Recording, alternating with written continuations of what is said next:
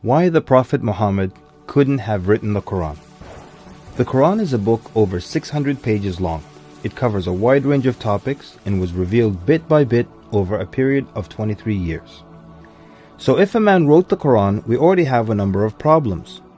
If you're going to write a book like the Quran and claim it's from God, you can't make any mistakes. The book can't contradict itself, and you have to keep it consistent as you add to it over a period of 23 years and keep the message consistent. The grammar and style also have to remain the same. If the Quran is not from God, Muhammad would have to write it himself. That means in the middle of the Arabian desert, with no books around and being illiterate, he would have to know law, civil rights law, criminal law, family law, labor law, military law, personal injury law, real estate law, and tax law. He would have to know history. With little to no Christian presence in Mecca, he would have to know the stories and events in the lives of the prophets before him, the history of past nations, Judeo-Christian religious rulings, and he would have to know it well enough to somehow offer additional information and details not found in those books. He would have to know how to develop a nation, how to start a government, know about worship and purification, invent dietary laws, know psychology, about raising children, arbitration, distribution of wealth, finance, and business. In the area of science, he would have to know embryology, oceanography, about plate tectonics, cloud formation, UV rays, know about plants, mountains, bees, the human brain, the Big Bang, and the expansion of the universe.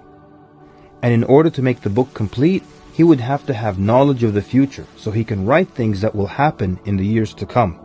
He would have to be a time traveler in order to insert his name and mention in the Bible. If he's claiming that the book he wrote is from God, it must not have a single solution that doesn't work.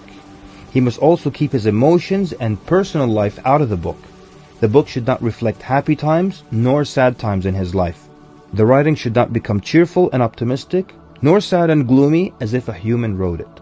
But when you read the Quran cover to cover, you can't sense when his wife died, when his daughters got married, when his grandchildren were born, when he was victorious, and when he was defeated.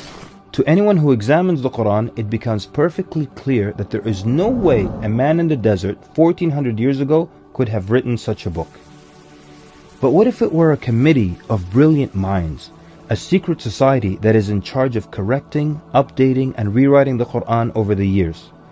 Their job would be to make sure that the book appears to be accurate, has no mistakes or contradictions, and to keep updating it to agree with science and the changing world.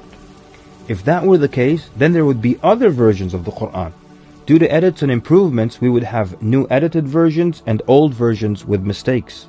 You would be able to detect different writing styles and influences from the different authors. The problem with all of that is, there is only one Quran. So one man didn't write it, and a committee didn't edit it, so where did it come from?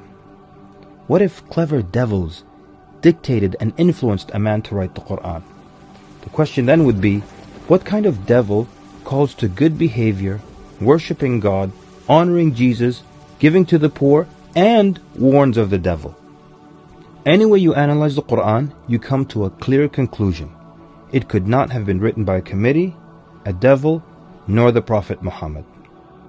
Since it's impossible for Muhammad to have written it, then that means he was truthful in that it is from God. If it is from God, that means he was a genuine prophet. And if he's a genuine prophet, then his message should be heeded and obeyed.